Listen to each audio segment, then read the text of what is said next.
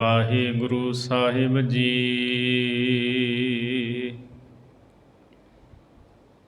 ਬਾਰਹਿ ਵਰੇ ਗਰਭਾਸ ਵਸ, ਜੰਮਦੇ ਹੀ ਸੁਖ ਲਈ ਉਦਾਸੀ। ਮਾਇਆ ਵਿੱਚ ਅਤੀਤ ਹੋਏ, ਮਨ ਹਠ ਬੁੱਧ ਨਾ ਬੰਦ ਖਲਾਸੀ। ਪਿਓ ਬਿਆਸ ਪ੍ਰਬੁੱਧਿਆ, ਗੁਰ ਕਰ ਜਨਕ ਸਹਿਜ ਅਭਿਆਸੀ।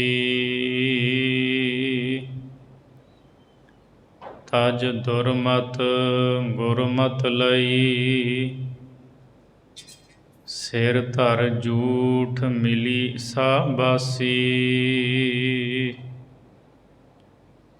ਗੁਰ ਉਪਦੇਸ ਅਵੇਸ ਕਰ, ਗਰਭ ਨਿਵਾਰ ਜਗਤ ਗੁਰ ਦਾਸੀ। ਪੈਰੀ ਪੈ ਪਾਖਾਕ ਹੋਏ, ਗੁਰਮਤਿ ਭਾਉ ਭਗਤ ਪਰਗਾਸੀ। ਗੁਰਮੁਖ ਸੁਖ ਫਲ ਸਹਿਜ ਨਿਵਾਸੀ। ਗੁਰਮੁਖ ਸੁਖ ਫਲ ਸਹਿਜ ਨਿਵਾਸੀ। ਵਾਹਿਗੁਰੂ ਜੀ ਕਾ ਖਾਲਸਾ, ਵਾਹਿਗੁਰੂ ਜੀ ਕੀ ਫਤਿਹ। ਪਰਮ ਸਤਿਕਾਰਯੋਗ ਚਵਰ ਛਤਰ ਤਖਤ ਦੇ ਮਾਲਕ, ਦਸਾਂ ਪਾਤਸ਼ਾਹੀਆਂ ਦੀ ਜੋਤ ਗੁਰਗੱਦੀ ਤੇ ਬਿਰਾਜਮਾਨ, ਸ਼ਬਦ ਗੁਰ ਪੀਰਾ ਗਹਿਰ ਗੰਭੀਰਾ, ਬਿਨ ਸ਼ਬਦੈ ਜਗ ਬਉਰਾਨੰ। ਧੰਨ ਸ੍ਰੀ ਗੁਰੂ ਗ੍ਰੰਥ ਸਾਹਿਬ ਸੱਚੇ ਪਾਤਸ਼ਾਹ ਜੀ ਦੀ ਪਵਿੱਤਰ ਹਜ਼ੂਰੀ ਦੇ ਅੰਦਰ ਹਾਜ਼ਰੀਆਂ ਭਰ ਰਹੀ ਸਤਿਗੁਰੂ ਦੀ ਸਾਜੀ ਨਿਵਾਜੀ ਗੁਰੂ ਰੂਪ ਸਾਧ ਸੰਗਤ ਜੀ। ਆਓ ਭਾਈ ਗੁਰਦਾਸ ਜੀ ਦੀਆਂ ਵਾਰਾਂ ਦੀ ਚੱਲ ਰਹੀ ਲੜੀਵਾਰ ਕਥਾ ਵਿਚਾਰ ਦੇ ਨਾਲ ਜੁੜੀਏ। ਭਾਈ ਸਾਹਿਬ ਦੀ 25ਵੀਂ ਵਾਰ ਦੀ 10ਵੀਂ ਪੌੜੀ ਦਾ ਪਾਠ ਆਪ ਜੀ ਨੇ ਸਰਵਣ ਕੀਤਾ ਹੈ। ਇਸ 10ਵੀਂ ਪੌੜੀ ਦੇ ਅੰਦਰ ਭਾਈ ਗੁਰਦਾਸ ਸਾਹਿਬ ਜੀ ਸੁਖਦੇਵ ਮੁਨੀ ਦੀ ਕਥਾ ਦਾ ਜ਼ਿਕਰ ਕਰਦਿਆਂ ਹੋਇਆਂ ਗੁਰਮੁਖਾਂ ਦੀ ਵਡਿਆਈ ਦੱਸਦੇ ਹੈ। ਗੁਰਮੁਖ ਪਿਆਰੇ ਸਾਧ ਸੰਗਤ ਦੇ ਵਿੱਚ ਚਰਨ ਧੂੜ ਬਣ ਕੇ ਗੁਰਸਿੱਖਾਂ ਦੇ ਚਰਨੀ ਪੈਂਦੇ ਹੈ। ਗੁਰੂ ਦੀ ਮੱਤ ਨੂੰ ਧਾਰ ਕੇ ਗੁਰਮੁਖਾਂ ਦੇ ਅੰਦਰ ਪ੍ਰੇਮਾ ਭਗਤੀ ਦਾ ਪ੍ਰਕਾਸ਼ ਹੋ ਜਾਂਦਾ ਹੈ। ਗੁਰਮੁਖਾਂ ਦਾ ਜੀਵਨ ਨਿਮਰਤਾ ਵਾਲਾ ਹੁੰਦਾ ਹੈ ਤੇ ਇਸ ਨਿਮਰਤਾ ਦੇ ਗੁਣ ਕਰਕੇ ਪਰਮਾਤਮਾ ਦੇ ਦਰ 'ਤੇ ਉਹਨਾਂ ਦੀ ਇੱਜ਼ਤ ਹੁੰਦੀ ਹੈ, ਉਹਨਾਂ ਦੀ ਪਤ ਪ੍ਰਵਾਨ ਹੁੰਦੀ ਹੈ। ਜਿਹੜੇ ਹੰਕਾਰੀ ਹੋ ਜਾਂਦੇ ਹੈ ਉਹ ਲੋਕ ਪਰਲੋਕ ਵਿੱਚ ਮਾਣ ਸਤਿਕਾਰ ਨਹੀਂ ਪ੍ਰਾਪਤ ਕਰ ਪਾਉਂਦੇ। ਸੋ ਇਸ ਪੌੜੀ ਦਾ ਸਮੁੱਚਾ ਭਾਵ ਇਹ ਹੈ, ਜਦੋਂ ਗੁਰੂ ਦੇ ਉੱਤੇ ਸ਼ਰਧਾ ਧਾਰ ਕੇ ਕੋਈ ਗੁਰੂ ਦੇ ਬਚਨ ਨੂੰ ਕਮਾ ਲੈਂਦਾ ਹੈ ਅਤੇ ਗੁਰੂ ਜੋ ਪਰਖ ਕਰਦਾ ਹੈ ਉਸ ਪਰਖ ਦੇ ਵਿੱਚੋਂ ਪੂਰਾ ਉਤਰ ਆਵੇ ਤਾਂ ਗੁਰੂ ਉਹਦੇ 'ਤੇ ਰਹਿਮਤ ਕਰਕੇ ਗੁਰ ਦੀਖਿਆ ਬਖਸ਼ਦਾ ਹੈ। ਅਤੇ ਜਦੋਂ ਉਹ ਗੁਰੂ ਦੀ ਮੱਤ ਲੈ ਲੈਂਦਾ ਹੈ ਫਿਰ ਗੁਰੂ ਦੇ ਪਾਸੋਂ ਉਸ ਨੂੰ ਸ਼ਾਬਾਸ਼ੀ ਮਿਲਦੀ ਹੈ। ਸੋ ਆਓ ਭਾਈ ਗੁਰਦਾਸ ਜੀ ਦੀ ਪਾਵਨ ਬਾਣੀ ਦੀ ਵਿਚਾਰ ਚਿੱਤ ਬਿਰਤੀਆਂ ਨੂੰ ਇਕਾਗਰ ਕਰਦਿਆਂ ਹੋਇਆਂ ਸਰਵਣ ਕਰੀਏ ਜੀ। ਵਾਹਿਗੁਰੂ ਸਾਹਿਬ ਜੀ 12 ਵਰੇ ਗਰਭਾਸ ਵਸ ਜੰਮਦੇ ਹੀ ਸੁਖ ਲਈ ਉਦਾਸੀ। ਭਾਈ ਗੁਰਦਾਸ ਸਾਹਿਬ ਜੀ ਫਰਮਾਉਂਦੇ ਹੈ ਵੀ ਸੁਖਦੇਵ ਮੁਨੀ ਨੇ 12 ਵਰੇ ਮਾਤਾ ਦੇ ਗਰਭ ਦੇ ਵਿੱਚ ਵਸ ਕੇ ਅਤੇ ਫਿਰ ਉਸਨੇ ਜਨਮ ਲੈਂਦਿਆਂ ਸਾਰ ਹੀ ਉਦਾਸੀ ਧਾਰਨ ਕਰ ਲਈ। ਪੌਰਾਣਿਕ ਕਥਾ ਹੈ, ਬੜੀ ਲੰਮੀ ਇਹ ਕਥਾ ਹੈ। ਸ਼ਿਵ ਜੀ ਅਮਰ ਕਥਾ ਸੁਣਾ ਰਿਹਾ ਸੀ ਪਾਰਬਤੀ ਨੂੰ। ਪਾਰਬਤੀ ਸੌਂ ਗਈ। ਇੱਕ ਸੁੱਕ ਤੋਤਾ ਉਹ ਹੁੰਗਾਰਾ ਦਿੰਦਾ ਰਿਹਾ। ਜਦੋਂ ਕਥਾ ਦੀ ਸਮਾਪਤੀ ਹੋਈ ਕਹਿੰਦੇ ਸ਼ਿਵ ਜੀ ਨੇ ਵੇਖਿਆ ਵੀ ਤੋਤੇ ਨੇ ਅਮਰ ਕਥਾ ਸੁਣ ਲਈ, ਹੁਣ ਇਹ ਅਮਰ ਹੋ ਜਾਏਗਾ। ਉਹ ਮਾਰਨ ਭੱਜਿਆ, ਤੋਤਾ ਉੱਡ ਗਿਆ।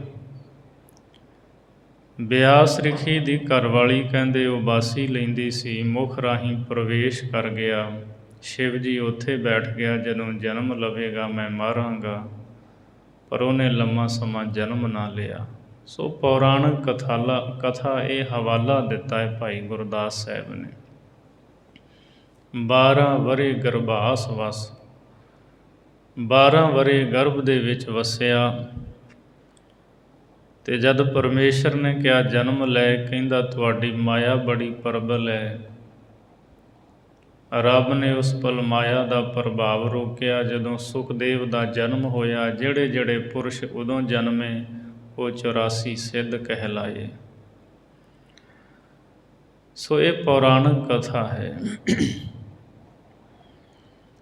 ਵਿਦਵਾਨ ਸੱਜਣ ਇਸ ਤੁਕ ਦਾ ਅਰਥ ਇਸ ਤਰ੍ਹਾਂ ਵੀ ਕਰਦੇ ਹੈ ਵੀ 12 ਵਰੇ ਸਤ ਸੰਗਤ ਰੂਪੀ ਗਰਭ ਦੇ ਵਿੱਚ ਵਸਿਆ ਸੁਖਦੇਵ, ਅਤੇ ਫਿਰ ਜਦੋਂ ਗਿਆਨ ਹੋਇਆ, ਜਨਮ ਹੋਇਆ, ਸੰਸਾਰ ਤੋਂ ਉਪਰਾਮ ਹੋ ਗਿਆ। ਸੋ ਇਸ ਤਰ੍ਹਾਂ ਵੀ ਵਿਦਵਾਨ ਸੱਜਣ ਇਸ ਤੁਕ ਦਾ ਅਰਥ ਕਰਦੇ ਹੈ। ਭਾਈ ਗੁਰਦਾਸ ਸਾਹਿਬ ਨੇ ਸੁਖਦੇਵ ਦੀ ਕਥਾ ਨੂੰ ਦ੍ਰਿਸ਼ਟਾਂਤ ਰੂਪ ਵਿੱਚ ਲਿਆ ਹੈ ਅਤੇ ਸਾਨੂੰ ਸਮਝਾਇਆ ਇਹ ਹੈ ਵੀ ਅਸੀਂ ਗੁਰੂ ਦੀ ਚਰਨ ਸ਼ਰਨ ਪੈ ਕੇ ਸਤਿਗੁਰੂ ਦੇ ਬਚਨ ਦੀ ਕਮਾਈ ਕਰਕੇ ਨਿਮਰਤਾ ਧਾਰ ਕੇ ਆਪਣੇ ਜੀਵਨ ਨੂੰ ਸਫਲਾਉਣਾ ਹੈ। 12 ਵਰੇ ਗਰਭਾਸ ਵਸ ਜੰਮਦੇ ਹੀ ਸੁਖ ਲਈ ਉਦਾਸੀ। ਮਾਇਆ ਵਿੱਚ ਅਤੀਤ ਹੋਏ ਮਨ ਹਠ ਬੁੱਧ ਨਾ ਬੰਦ ਖਲਾਸੀ। ਸੁਖਦੇਵ ਮੁਨੀ ਜਿਹੜਾ ਸੀ ਇਹ ਮਾਇਆ ਵਿੱਚ ਅਤੀਤ ਵਿਰਕਤ ਤਾਂ ਹੋਇਆ, ਪਰ ਮਨ ਦੀ ਜੋ ਹੱਠ ਬੁੱਧੀ ਸੀ ਉਹਦੇ ਤੋਂ ਇਹਦੀ ਬੰਦ ਖਲਾਸੀ ਨਾ ਹੋ ਪਾਈ, ਇਹ ਮੁਕਤ ਨਾ ਹੋ ਪਾਇਆ। ਪਿਓ ਬਿਆਸ ਪ੍ਰਬੋਧਿਆ ਗੁਰ ਕਰ ਜਨਕ ਸਹਿਜ ਅਭਿਆਸੀ। ਜਦੋਂ ਇਹਦਾ ਮਨ ਹੱਠ ਦੂਰ ਨਾ ਹੋਇਆ, ਸ਼ਾਂਤ ਨਾ ਆਈ ਇਸ ਨੂੰ, ਭਾਵੇਂ ਕਈ ਵਰੇ ਜੰਗਲਾਂ 'ਚ ਬਤੀਤ ਕਰ ਦਿੱਤੇ, ਆਪਣੇ ਪਿਤਾ ਬਿਆਸ ਕੋਲ ਆਇਆ ਅਤੇ ਪਿਤਾ ਨੂੰ ਕਿਹਾ ਮਨ ਨਹੀਂ ਟਿਕਦਾ, ਸ਼ਾਂਤੀ ਨਹੀਂ ਮਿਲਦੀ। ਅਤੇ ਪਿਤਾ ਬਿਆਸ ਨੇ ਕਿਹਾ ਸੀ ਰਾਜੇ ਜਨਕ ਕੋਲ ਚਲੇ ਜਾ, ਉਹਨੂੰ ਗੁਰੂ ਧਾਰਨ ਕਰ ਲੈ। ਅਤੇ ਸੁਖਦੇਵ ਦੇ ਮਨ ਵਿੱਚ ਆਇਆ ਮੈਂ ਵਿਰਕਤੀ ਬੰਦਾ, ਮਾਇਆ ਦਾ ਤਿਆਗੀ ਬੰਦਾ, ਅਤੇ ਰਾਜਾ ਜਨਕ ਉਹ ਰਾਜ ਭਾਗ ਵਾਲਾ ਮਾਇਆ ਵਿੱਚ ਖਚਤ ਬੰਦਾ, ਮੈਂ ਉਹਨੂੰ ਗੁਰੂ ਧਾਰਨ ਕਰ ਲਵਾਂ, ਇਹ ਕਿਵੇਂ ਹੋ ਸਕਦਾ। ਪਿਤਾ ਨੇ ਕਿਹਾ ਸੀ ਬੱਧਾ ਰੁੱਧਾ ਚਲਿਆ ਗਿਆ, ਰਾਜੇ ਜਨਕ ਨੇ ਵੀ ਪ੍ਰੀਖਿਆ ਬਹੁਤ ਲਈ। ਕਥਾ ਇਹ ਬਹੁਤ ਲੰਬੇਰੀ ਹੈ। ਉਹਨੇ ਆਪਣੇ ਪਊਏ, ਫੌੜੀ ਅਤੇ ਖਫਣੀ ਜਿਹੜੀ ਸੀ ਡਿਊੜੀ ਵਿੱਚ ਰੱਖੀ। ਜਦੋਂ ਰਾਜੇ ਜਨਕ ਨੂੰ ਮਿਲਿਆ, ਉਹਨੇ ਆਪਣੀ ਮਾਇਆ ਸ਼ਕਤੀ ਦੇ ਨਾਲ ਸੋਨੇ ਦੇ ਮਹਿਲਾਂ ਨੂੰ ਅੱਗ ਲਵਾ ਦਿੱਤੀ। ਦਰਵਾਂਚੀਆਂ ਨੇ ਆ ਕੇ ਸੁਨੇਹਾ ਦਿੱਤਾ, ਰਾਜਾ ਨਗਰੀ ਨੂੰ ਅੱਗ ਲੱਗ ਗਈ ਹੈ। ਕਹਿੰਦਾ ਕੋਈ ਫਰਕ ਨਹੀਂ, ਬੁਝਾਓ ਜਾ ਕੇ। ਫਿਰ ਸੁਨੇਹਾ ਆਇਆ, ਅੱਗ ਮਹਿਲਾਂ ਦੇ ਨੇੜੇ ਆ ਗਈ ਹੈ। ਤਾਂ ਸੁਖਦੇਵ ਉੱਠਣ ਲੱਗਾ। ਜਨਕ ਨੇ ਬਾਹੋਂ ਫੜ ਲਿਆ, ਕਿੱਥੇ ਚੱਲਿਆ? ਕਹਿੰਦਾ ਡਿਉੜੀ ਦੇ ਵਿੱਚ ਮੇਰੇ ਪਊਏ, ਫੌੜੀ, ਖਫਣੀ ਹੈ। ਅਤੇ ਰਾਜਾ ਜਨਕ ਮੁਸਕਰਾ ਕੇ ਕਹਿੰਦਾ, ਸੁਖਦੇਵ ਹੁਣ ਦੱਸ ਮਾਇਆ ਵਿੱਚ ਫਸਿਆ ਕਿਹੜਾ ਹੈ? ਮੇਰੇ ਤਾਂ ਮਹਿਲ ਨਗਰੀ ਸੜ ਰਹੇ, ਮੈਂ ਬੈਠਾ ਨਿਸ਼ਚਿੰਤ, ਅਤੇ ਤੂੰ ਆਪਣੇ ਪਊਏ, ਫੌੜੀ ਅਤੇ ਖਫਣੀ ਨਾਲ ਜੁੜਿਆ, ਕਿਤੇ ਉਹ ਨਾ ਸੜ ਕੇ ਸਵਾਹ ਹੋ ਜਾਏ। ਦੱਸ ਅਤੀਤ ਤੂੰ ਹੈ ਕਿ ਅਤੀਤ ਮੈਂ ਹਾਂ? ਕੌਣ ਹੈ ਬਿਰਖਤ? ਕੌਣ ਫਸਿਆ ਮਾਇਆ ਵਿੱਚ? ਸੋਝੀ ਆਈ ਸੁਖਦੇਵ ਨੂੰ। ਰਾਜੇ ਜਨਕ ਨੇ ਜਦੋਂ ਇਹਨੇ ਤਰਲਾ ਲਿਆ ਉਪਦੇਸ਼ ਦੇਣ ਵਾਸਤੇ, ਇਹਦੀ ਪਰਖ ਕੀਤੀ ਸੀ, ਤਾਂ ਰਾਜੇ ਨੇ ਯੱਗ ਕੀਤਾ। ਇਹਨੂੰ ਹੁਕਮ ਕੀਤਾ, ਤੂੰ ਬਾਹਰ ਖੜ ਜਾ ਕੰਧ ਦੇ ਦੂਜੇ ਪਾਸੇ। ਲੋਕਾਂ ਨੇ ਆ ਕਰਕੇ ਭੰਡਾਰਾ ਛਕਿਆ। ਜੂਠੀਆਂ ਪੱਤਲਾਂ ਜੜੀਆਂ ਸਨ ਸੁਖਦੇਵ ਦੇ ਸਿਰ 'ਚ ਪਈਆਂ, ਜੂਠ ਇਹਦੇ ਸਿਰ 'ਚ ਪਈ, ਪੱਤਲਾਂ ਦੇ ਨਾਲ ਇਹ ਦੱਬਿਆ ਗਿਆ। ਪਰ ਇਹਨੇ ਫਿਰ ਮਨ ਨੂੰ ਨਹੀਂ ਸੀ ਡੁਲਾਇਆ। ਫਿਰ ਰਾਜੇ ਜਨਕ ਨੇ ਇਸ ਨੂੰ ਉਪਦੇਸ਼ ਦਿੱਤਾ ਸੀ। ਗੁਰੂ ਗ੍ਰੰਥ ਸਾਹਿਬ ਦੀ ਬਾਣੀ ਦੇ ਵਿੱਚ ਇਹ ਵਚਨ ਆਉਂਦੇ ਹਨ, ਜੂਠਨ ਜੂਠ ਪਈ ਸਿਰ ਉਪਰ, ਖਿਨ ਮਨੁਆ ਤਿਲ ਨਾ ਡੁਲਾਵੇ ਗੋ। ਸੋ ਬਹੁਤ ਝੂਠ ਪਈ ਸੁਖਦੇਵ ਮੁਨੀ ਦੇ ਸਿਰ 'ਤੇ, ਪਰ ਮਨ ਨਹੀਂ ਇਸ ਨੇ ਡੁਲਾਇਆ। ਜਦ ਜਨਕ ਨੇ ਪਰਖ ਕੀਤੀ ਸੀ, ਫਿਰ ਉਹਨੂੰ ਉਪਦੇਸ਼ ਦਿੱਤਾ ਸੀ। ਸੋ ਕਥਾ ਤਾਂ ਹੋਰ ਵੀ ਇਹ ਬਹੁਤ ਲੰਬੇਰੀ ਹੈ। ਮਾਇਆ ਵਿੱਚ ਅਤੀਤ ਹੋਏ, ਮਨ ਹਠ ਬੁੱਧ ਨਾ ਬੰਦ ਖਲਾਸੀ, ਪਿਓ ਬਿਆਸ ਪ੍ਰਬੁੱਧਿਆ। ਇਹਦੇ ਪਿਤਾ ਬਿਆਸ ਨੇ ਉਪਦੇਸ਼ ਦਿੱਤਾ, ਗੁਰ ਕਰ ਜਨਕ ਸਹਿਜ ਅਭਿਆਸੀ, ਕਿ ਜੋ ਸਹਿਜ ਅਵਸਥਾ ਵਿੱਚ ਰਹਿਣ ਵਾਲਾ ਅਭਿਆਸੀ ਹੈ ਨਾ ਜਨਕ, ਉਹਨੂੰ ਤੂੰ ਗੁਰੂ ਧਾਰਨ ਕਰ ਲੈ। ਤਜ ਦੁਰਮਤ ਗੁਰਮਤ ਲਈ, ਸਿਰ ਧਰ ਝੂਠ ਮਿਲੀ ਸਾਬਾਸੀ। ਜਦੋਂ ਇਹਨੇ ਸਿਰ ਦੇ ਉੱਤੇ ਝੂਠ ਧਾਰੀ, ਭਾਵ ਪਤਲਾਂ ਝੂਠੀਆਂ ਦੇ ਸਿਰ 'ਤੇ ਪੈਂਦੀਆਂ ਰਹੀਆਂ, ਦੁਰਮਤ ਨੂੰ ਛੱਡ ਦਿੱਤਾ, ਗੁਰੂ ਦੀ ਮੱਤ ਜਦ ਇਸ ਨੇ ਲਈ, ਅਤੇ ਫਿਰ ਇਸ ਨੂੰ ਸੁਖਦੇਵ ਨੂੰ ਗੁਰੂ ਪਾਸੋਂ ਸ਼ਾਬਾਸ਼ੀ ਮਿਲੀ ਸੀ। ਗੁਰ ਉਪਦੇਸ਼ ਅਵੇਸ ਕਰ, ਗਰਭ ਨਿਵਾਰ ਜਗਤ ਗੁਰ ਦਾਸੀ। ਗੁਰੂ ਦਾ ਉਪਦੇਸ਼ ਹਿਰਦੇ ਵਿੱਚ ਪ੍ਰਵੇਸ਼ ਕੀਤਾ ਅਤੇ ਹੰਕਾਰ ਨੂੰ ਦੂਰ ਕਰਕੇ ਜਗਤ ਦੇ ਵਿੱਚ ਇਹ ਗੁਰੂ ਦਾ ਦਾਸ ਬਣਿਆ, ਗੁਰੂ ਦਾ ਸੇਵਕ ਬਣਿਆ। ਪੈਰੀ ਪੈ ਪਾ ਖਾਕ ਹੋਏ, ਗੁਰਮਤਿ ਭਾਉ ਭਗਤ ਪਰਗਾਸੀ। ਸੋ ਭਾਈ ਗੁਰਦਾਸ ਸਾਹਿਬ ਜੀ ਫਰਮਾਉਂਦੇ, ਜਿਹੜੇ ਗੁਰਮੁਖ ਹਨ ਨਾ, ਉਹ ਨਿਮਰਤਾ ਧਾਰਨ ਕਰਦੇ ਹੈ। ਗੁਰੂ ਦੇ ਪੈਰੀਂ ਚਰਨੀ ਪੈ ਕੇ ਗੁਰੂ ਦੇ ਚਰਨਾਂ ਦੀ ਧੂੜ ਬਣ ਜਾਂਦੇ ਹੈ, ਗੁਰਮਤਿ ਧਾਰਨ ਕਰਦੇ ਹੈ, ਅਤੇ ਪ੍ਰੇਮਾ ਭਗਤੀ ਗੁਰਮੁਖਾਂ ਦੇ, ਗੁਰਸਿੱਖਾਂ ਦੇ ਹਿਰਦੇ ਵਿੱਚ ਪ੍ਰਕਾਸ਼ ਕਰ ਜਾਂਦੀ ਹੈ, ਜਦੋਂ ਉਹ ਨਿਮਰਤਾ ਇਤਿਆਦਿ ਗੁਣਾਂ ਨੂੰ ਧਾਰਨ ਕਰ ਲੈਂਦੇ ਹੈ। ਗੁਰਮੁਖ ਸੁਖ ਫਲ ਸਹਿਜ ਨਿਵਾਸੀ।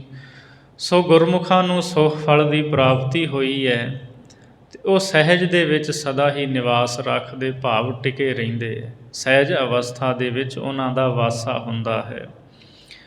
11ਵੀਂ ਪੌੜੀ ਵਿੱਚ ਭਾਈ ਗੁਰਦਾਸ ਸਾਹਿਬ ਜੀ ਗੁਰੂ ਕੇ ਸਿੱਖਾਂ ਦੀ ਵਿਸ਼ੇਸ਼ਤਾ ਦੱਸਦੇ ਹੈ ਕਿ ਗੁਰੂ ਕੇ ਸਿੱਖ ਜਨਕ ਰਾਜੇ ਤੋਂ ਵੀ ਵੱਡੇ ਹੈ। ਉਪਰਾਮ ਹਨ ਮਾਇਆ ਤੋਂ।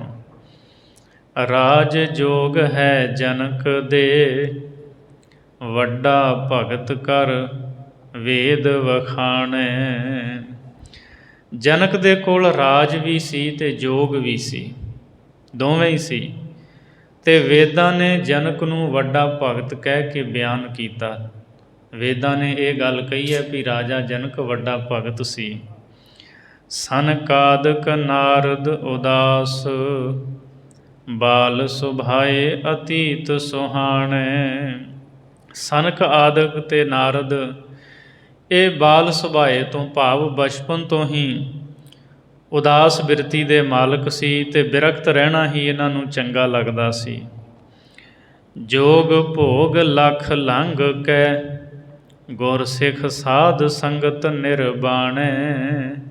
ਪਰ ਜਿਹੜੇ ਗੁਰੂ ਕੇ ਸਿੱਖ ਹਨ ਉਹ ਲੱਖਾਂ ਰਾਜ ਲੱਖਾਂ ਹੀ ਜੋਗ ਨੂੰ ਲੰਘ ਕੇ ਸਾਧ ਸੰਗਤ ਵਿੱਚ ਆਉਂਦੇ ਹੈ ਅਤੇ ਇੱਥੇ ਨਿਰਬੰਧ ਹੋ ਜਾਂਦੇ ਹੈ। ਕੋਈ ਬੰਧਨ ਨਹੀਂ ਰਹਿੰਦਾ, ਨਿਰਵਾਣ ਰਹਿੰਦੇ ਹੈ, ਵਾਸ਼ਨਾ ਤੋਂ ਰਹਿਤ ਰਹਿੰਦੇ ਹੈ। ਸਾਧ ਸੰਗਤ ਦੇ ਵਿੱਚ ਗੁਰਸਿੱਖ ਨਿਰਬੰਧ ਰਹਿੰਦੇ ਹਨ। ਆਪ ਗਣਾਏ ਵਿਗੁਚਣਾ, ਆਪ ਗਵਾਏ ਆਪ ਸਿਆਣੈ। ਭਾਈ ਗੁਰਦਾਸ ਸਾਹਿਬ ਜੀ ਦੱਸਦੇ ਜਿਹੜੇ ਆਪਾ ਜਣਾਉਂਦੇ ਹੈ, ਆਪ ਗਣਾਏ ਦਾ ਅਰਥ ਜਿਹੜੇ ਆਪਣੇ ਆਪ ਨੂੰ ਵੱਡਾ ਗਣਾਉਂਦੇ, ਅਸੀਂ ਵੱਡੇ ਹਾਂ। ਵਿਗੁਚਣਾ ਉਹ ਲੋਕ ਖੁਆਰ ਹੋ ਜਾਂਦੇ। ਜਿਹੜੇ ਹੰਕਾਰੀ ਨੇ ਨਾ, ਆਪਣੇ ਆਪ ਨੂੰ ਵੱਡਾ ਦੱਸਦੇ ਗਿਣਾਉਂਦੇ ਹੈ, ਉਹ ਖੁਆਰ ਹੋ ਜਾਂਦੇ ਹੈ। ਆਪ ਗਵਾਏ ਆਪ ਸਿਆਣੈ। ਅਤੇ ਜਿਹੜੇ ਗੁਰਮੁਖ ਆਪਾਂ ਭਾਵ ਗਵਾ ਲੈਂਦੇ ਹੈ, ਮੈਂ ਮੇਰੀ ਨੂੰ ਦੂਰ ਕਰ ਲੈਂਦੇ ਹੈ, ਉਹ ਆਪਣੇ ਨਿੱਜੀ ਸਵਰੂਪ ਨੂੰ ਪਛਾਣ ਲੈਂਦੇ ਹੈ। ਨਿਜ ਸਰੂਪ ਦੀ ਉਹਨਾਂ ਨੂੰ ਪਛਾਣ ਹੋ ਜਾਂਦੀ ਹੈ। ਗੁਰਮੁਖ ਮਾਰਗ ਸੱਚ ਦਾ, ਪੈਰੀ ਪਵਣਾ ਰਾਜੇ ਰਾਣੈ। ਸੋ ਇਹ ਜੋ ਗੁਰਮੁਖਾਂ ਦਾ ਮਾਰਗ ਹੈ, ਇਹ ਸੱਚ ਦਾ ਮਾਰਗ ਹੈ, ਇਹ ਸੱਚ ਦਾ ਰਸਤਾ ਹੈ। ਔਰ ਵੱਡੇ ਵੱਡੇ ਰਾਜੇ, ਛੋਟੇ ਵੱਡੇ ਰਾਜੇ ਸਾਰੇ ਹੀ ਗੁਰਮੁਖਾਂ ਦੇ ਪੈਰੀਂ ਪੈਂਦੇ ਹੈ। ਅਥਵਾ ਗੁਰਮੁਖਾਂ ਦਾ ਮਾਰਗ ਸੱਚ ਦਾ ਹੈ। ਅਤੇ ਜਿਹੜੇ ਵੀ ਸਾਧ ਸੰਗਤ ਵਿੱਚ ਆਉਂਦੇ ਹੈ, ਭਾਵੇਂ ਕੋਈ ਵੱਡਾ ਭਾਵੇਂ ਕੋਈ ਛੋਟਾ, ਅਮੀਰ ਗਰੀਬ, ਸਾਰਿਆਂ ਨੂੰ ਇੱਥੇ ਪੈਰੀਂ ਪਵਣਾ ਸਿਖਾਇਆ ਜਾਂਦਾ ਹੈ। ਇਹ ਸਿੱਖਿਆ ਦਿੱਤੀ ਜਾਂਦੀ ਹੈ ਨਿਮਰਤਾ ਇਤਿਆਦਿਕ ਗੁਣਾਂ ਨੂੰ ਧਾਰਨ ਕਰਨ ਦੀ।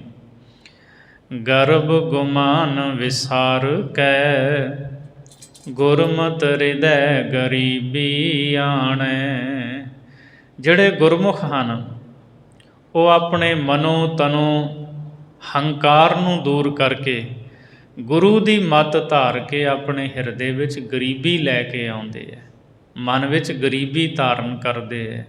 ਕਿਉਂਕਿ ਉਹਨਾਂ ਨੂੰ ਪਤਾ ਹੈ ਗਰੀਬੀ ਗਦਾ ਹਮਾਰੀ, ਖੰਨਾ ਸਗਲ ਰੇਨ ਸ਼ਾਰੀ, ਇਸ ਆਗੈ ਕੋ ਨਾ ਟਿਕੈ ਵੇਕਾਰੀ, ਗੁਰਪੂਰੈ ਇਹ ਗੱਲ ਸਾਰੀ। ਇਹ ਗਰੀਬੀ ਗੁਰਜ ਹੈ। ਖੰਨਾ ਸਗਲ ਰੇਨ ਸ਼ਾਰੀ, ਸਾਰਿਆਂ ਦੀ ਚਰਨ ਧੂੜ ਬਣਨਾ ਇਹ ਖੰਡਾ ਹੈ। ਇਸ ਦੇ ਅੱਗੇ ਕੋਈ ਵਿਕਾਰ ਟਿਕਦਾ ਹੀ ਨਹੀਂ ਹੈ। ਅਤੇ ਪੂਰੇ ਗੁਰੂ ਨੇ ਇਹ ਗੱਲ ਸਮਝਾ ਦਿੱਤੀ ਹੈ।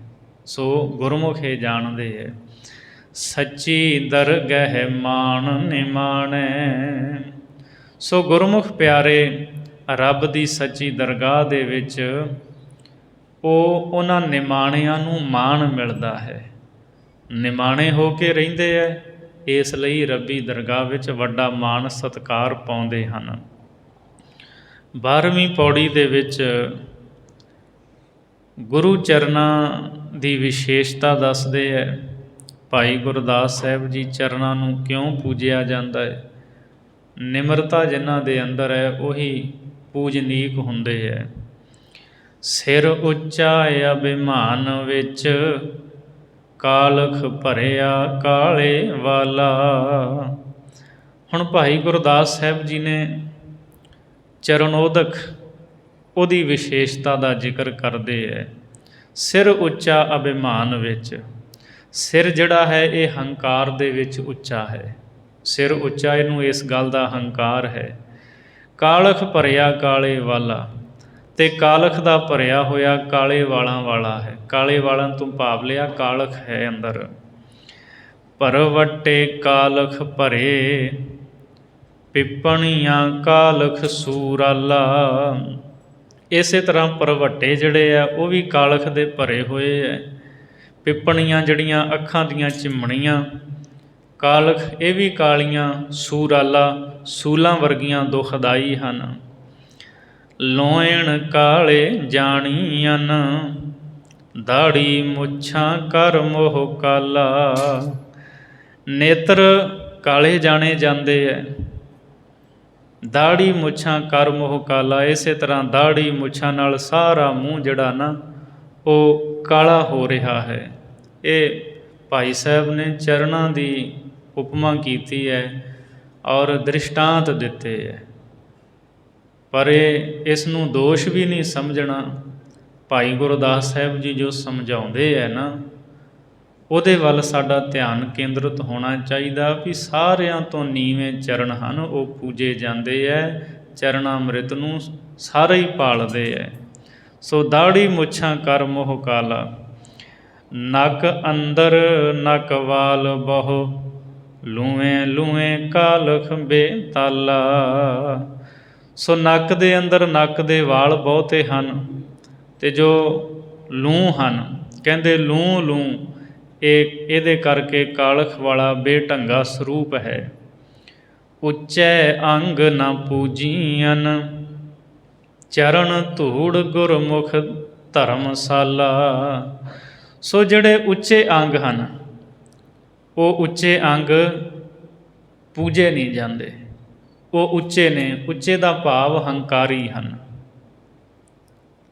ਫਿਰ ਕਾਲੇ ਵਾਲਾਂ ਤੋਂ ਭਾਵ ਲਿਆ ਜਿਨ੍ਹਾਂ ਦੇ ਅੰਦਰ ਕਾਲਖ ਹੈ, ਜਿਨ੍ਹਾਂ ਦੇ ਅੰਦਰ ਮੈਲ ਹੈ, ਈਰਖਾ ਹੈ, ਉਹ ਕਦੇ ਸਤਿਕਾਰ ਨਹੀਂ ਪਾਉਂਦੇ। ਸੋ ਉੱਚੇ ਅੰਗ ਜਿਹੜੇ ਨੇ ਭਾਈ ਗੁਰਦਾਸ ਜੀ ਕਹਿੰਦੇ ਉਹਨਾਂ ਦੀ ਪੂਜਾ ਨਹੀਂ ਹੁੰਦੀ। ਚਰਨ ਧੂੜ ਗੁਰਮੁਖ ਧਰਮਸ਼ਾਲਾ, ਅਤੇ ਗੁਰਮੁਖਾਂ ਦੀ ਚਰਨ ਧੂੜ ਧਰਮਸ਼ਾਲਾ ਦੇ ਵਿੱਚ ਪੂਜੀ ਜਾਂਦੀ ਹੈ। ਗੁਰਮੁਖਾਂ ਦੇ ਚਰਨ ਪੂਜੇ ਜਾਂਦੇ ਹੈ। ਸੋ ਉੱਚਿਆਂ ਨੂੰ, ਹੰਕਾਰੀਆਂ ਨੂੰ ਕੋਈ ਨਹੀਂ ਪੁੱਛਦਾ। ਪੈਰਾਂ ਨਖ ਮੁਖ ਉਜਲੇ, ਭਾਰ ਉਚਾਇਨ ਦੇਹੋ ਦੁਰਾਲਾ। ਕਹਿੰਦੇ ਵੇਖੋ ਪੈਰਾਂ ਦੇ ਨਹੁੰ, ਇਹਨਾਂ ਦੇ ਮੁਖ ਉਜਲੇ ਭਾਵ ਚਿੱਟੇ ਮੂੰਹ ਵਾਲੇ ਹਨ। ਪੈਰਾਂ ਨਖ, ਪੈਰਾਂ ਦੇ ਜਿਹੜੇ ਨਹੁੰ ਨੇ ਨਾ, ਇਹ ਉਜਲੇ ਨੇ, ਇਹ ਚਿੱਟੇ ਹਨ, ਇਹਨਾਂ ਦੇ ਮੁਖ ਉਜਲੇ ਹਨ। ਭਾਰ ਉਚਾਇਨ ਦੇਹੋ ਦੁਰਾਲਾ, ਅਤੇ ਉਹ ਇਹ ਜਿਹੜੇ ਪੈਰ ਨੇ ਇਸ ਭਾਰੀ ਵਜਨੀ ਸਰੀਰ ਦਾ ਵਜਨ ਚੁੱਕਦੇ ਹੈ। ਦੁਰਾਲਾ ਇਹ ਜਿਹੜੀ ਦੇਹ ਦੁੱਖਾਂ ਦਾ ਘਰ ਹੈ ਨਾ, ਇਹਦਾ ਭਾਰ ਕੌਣ ਚੁੱਕਦਾ ਹੈ? ਪੈਰ ਚੁੱਕਦੇ ਨੇ। ਨਾ ਹੱਥ ਚੁੱਕਦੇ, ਨਾ ਅੱਖਾਂ, ਨਾ ਸਿਰ, ਨਾ ਮੂੰਹ, ਨਾ ਨੱਕ, ਪੈਰ ਚੁੱਕਦੇ ਨੇ ਸਾਰਾ ਭਾਰ। ਸਿਰ ਧੋਵਣ ਅਪਵਿੱਤਰ ਹੈ, ਗੁਰਮੁਖ ਚਰਨੋਦਕ ਜਗ ਭਾਲਾ। ਭਾਈ ਸਾਹਿਬ ਜੀ ਕਹਿੰਦੇ ਸਿਰ ਨੂੰ ਧੋ ਕੇ ਪੀਣਾ ਇਹ ਅਪਵਿੱਤਰ ਮੰਨਿਆ ਗਿਆ ਹੈ। ਕਦੇ ਕਿਸੇ ਨੇ ਨਹੀਂ ਇਹ ਵੇਖਿਆ ਜਾਂ ਇਤਿਹਾਸ ਵਿੱਚ ਜ਼ਿਕਰ ਮਿਲਿਆ ਹੋਵੇ ਵੀ ਸਿਰ ਧੋ ਕੇ ਕਿਸੇ ਨੂੰ ਪੀਣ ਵਾਸਤੇ ਦਿੱਤਾ ਹੋਵੇ। ਨਹੀਂ, ਸਿਰ ਧੋਵਣ ਅਪਵਿੱਤਰ ਹੈ, ਸਿਰ ਧੋ ਕੇ ਪੀਣਾ ਇਹ ਅਪਵਿੱਤਰ ਹੈ। ਗੁਰਮੁਖ ਚਰਨੋਦਕ ਜਗ ਭਾਲਾ, ਅਤੇ ਗੁਰਮੁਖਾਂ ਦੇ ਚਰਨਾਂ ਦੇ ਅੰਮ੍ਰਿਤ ਨੂੰ ਸੰਸਾਰ ਭਾਲਦਾ ਹੈ ਕਿ ਗੁਰਮੁਖਾਂ ਦੇ ਚਰਨਾਮ੍ਰਿਤ ਨੂੰ ਪ੍ਰਾਪਤ ਕਰ ਲਈਏ। ਸੋ ਚਰਨ ਨੀਵੇਂ ਨੇ, ਦੇਹੀ ਦਾ ਭਾਰ ਚੁੱਕਦੇ ਹੈ। ਨਿਮਰਤਾ ਵਾਲੇ ਜਿਹੜੇ ਨੇ ਉਹੀ ਪੂਜੇ ਜਾਂਦੇ ਹੈ। ਗੁਰਮੁਖ ਸੁਖ ਫਲ ਸਹਿਜ ਸੁਖਾਲਾ। ਸੋ ਗੁਰਮੁਖ ਸੁਖ ਫਲ ਦੀ ਪ੍ਰਾਪਤੀ ਕਰਕੇ ਸਹਿਜੇ ਹੀ ਸੁਖੀ ਹੋ ਜਾਂਦੇ ਹੈ। ਸੁਖ ਸਰੂਪ ਘਰ ਦੇ ਵਿੱਚ ਗੁਰਮੁਖਾਂ ਦਾ ਸਦਾ ਵਾਸਾ ਹੁੰਦਾ ਹੈ। ਸੁਖੀ ਬਸੈ ਮਸਕੀਨੀਆਂ ਆਪ ਨਿਵਾਰ ਤਲੇ, ਵੱਡੇ ਵੱਡੇ ਅਹੰਕਾਰੀਆ ਨਾਨਕ ਗਰਭ ਗਲੇ। ਹੰਕਾਰੀ ਗਲ ਜਾਂਦੇ, ਅਤੇ ਗਰੀਬੀ ਮਸਕੀਨੀ ਨੂੰ, ਨਿਮਰਤਾ ਨੂੰ ਧਾਰਨ ਕਰਨ ਵਾਲੇ ਉਹ ਤਰ ਜਾਂਦੇ ਹੈ, ਉਹੀ ਵੱਡੇ ਹਨ। 13ਵੀਂ ਪੌੜੀ ਦੇ ਵਿੱਚ ਪਰਮਾਤਮਾ ਦੀ ਜੋ ਰਚਨਾ ਹੈ ਉਸ ਦਾ ਜ਼ਿਕਰ ਕਰਦੇ ਹਾਂ। ਭਾਈ ਗੁਰਦਾਸ ਸਾਹਿਬ ਜੀ ਗੁਰਮੁਖ ਜਨ ਉਹਨਾਂ ਦੀ ਮਹਿਮਾ ਕਰਦੇ ਹੈ ਵੀ ਦੁਨੀਆ ਦੇ ਰੂਪ ਰੰਗਾਂ ਰਸਾਂ ਕਸਾਂ ਤੋਂ ਗੁਰਮੁਖ ਉੱਪਰ ਉੱਠੇ ਹਨ। ਜਲ ਵਿੱਚ ਧਰਤੀ ਧਰਮਸਾਲ, ਧਰਤੀ ਅੰਦਰ ਨੀਰ ਨਿਵਾਸਾ। ਧਰਤੀ ਇਹ ਧਰਮਸ਼ਾਲ ਹੈ, ਤਿਸ ਵਿੱਚ ਧਰਤੀ ਥਾਪ ਰੱਖੀ ਧਰਮਸਾਲ। ਇਹ ਧਰਮ ਦੀ ਜਗ੍ਹਾ ਹੈ, ਧਰਮ ਦੇ ਕਰਮ ਕਮਾਉਣ ਦੀ ਜਗ੍ਹਾ, ਇਹ ਕਰਮ ਭੂਮੀ ਹੈ। ਇਹ ਜਿਹੜੀ ਧਰਤੀ ਹੈ, ਇੱਥੇ ਆ ਕੇ ਬੰਦੇ ਨੇ ਧਰਮ ਦੀ ਕਮਾਈ ਕਰਨੀ ਹੈ। ਭਾਈ ਗੁਰਦਾਸ ਜੀ ਕਹਿੰਦੇ ਇਹ ਜਿਹੜੀ ਧਰਤੀ ਧਰਮਸ਼ਾਲਾ ਹੈ ਨਾ, ਧਰਮ ਦੀ ਜਗ੍ਹਾ, ਇਹ ਪਾਣੀ ਦੇ ਵਿੱਚ ਹੈ। ਧਰਤੀ ਅੰਦਰ ਨੀਰ ਨਿਵਾਸਾ, ਅਤੇ ਧਰਤੀ ਦੇ ਵਿੱਚ ਵੀ ਪਾਣੀ ਦਾ ਵਾਸਾ, ਧਰਤੀ ਦੇ ਬਾਹਰ ਵੀ, ਪਾਸਿਆਂ 'ਤੇ ਵੀ। ਧਰਤੀ ਦੇ ਚੁਫੇਰੇ ਸਮੁੰਦਰ ਹੈ, ਧਰਤੀ ਦੇ ਵਿੱਚ ਵੀ ਪਾਣੀ ਦਾ ਵਾਸ ਹੈ। ਅਨੇਕਾਂ ਦਰਿਆ ਵੀ ਵਹਿੰਦੇ ਇਸ ਧਰਤੀ 'ਤੇ। ਚਰਨ ਕਵਲ ਸਰਣਾਗਤੀ, ਨਿਹਚਲ ਧੀਰਜ ਧਰਮ ਸੁਵਾਸਾ। ਪਰਮੇਸ਼ਰ ਦੇ ਜਿਹੜੇ ਪਿਆਰੇ ਨੇ ਨਾਮ ਜਪਣ ਵਾਲੇ, ਉਹਨਾਂ ਦੇ ਚਰਨਾਂ ਕਮਲਾਂ ਦੀ ਸ਼ਰਨ ਕਰਕੇ ਇਹ ਜਿਹੜੀ ਧਰਤੀ ਹੈ ਨਾ, ਨਿਹਚਲ ਹੋਈ ਹੈ, ਇਹ ਟਿਕੀ ਹੈ, ਅਚਲ। ਗੁਰਮੁਖ ਨਾਮ ਰਸੀਆਂ ਦੇ ਚਰਨਾਂ ਦੀ ਸ਼ੋਭ ਪ੍ਰਾਪਤ ਹੋਈ ਇਸ ਧਰਤੀ ਨੂੰ, ਅਤੇ ਇਹ ਧਰਤੀ ਟਿਕੀ ਹੋਈ ਹੈ। ਨਿਹਚਲ ਧੀਰਜ ਧਰਮ ਸੁਵਾਸਾ, ਧੀਰਜ ਅਤੇ ਧਰਮ ਦੀ ਗੰਧ ਦੇ ਨਾਲ ਸੁਵਾਸਾ, ਇਹ ਸੁਗੰਧਤ ਹੈ। ਕਿਰਖ ਬਿਰਖ ਕੁਸਮਾਵਲੀ, ਬੂਟੀ ਜੜੀ ਘਾਹ ਅਬਿਨਾਸਾ। ਇਸੇ ਤਰ੍ਹਾਂ ਇਸ ਧਰਤੀ ਦੇ ਉੱਤੇ ਕਿਰਖ ਖੇਤੀ ਹੁੰਦੀ ਹੈ, ਬਿਰਖ ਬਹੁਤ ਸਾਰੇ ਰੁੱਖ ਹਨ, ਕੁਸਮਾਵਲੀ ਫੁੱਲਾਂ ਦੀਆਂ ਵਾੜੀਆਂ ਹਨ, ਬਹੁਤੇ ਫੁੱਲ ਹਨ।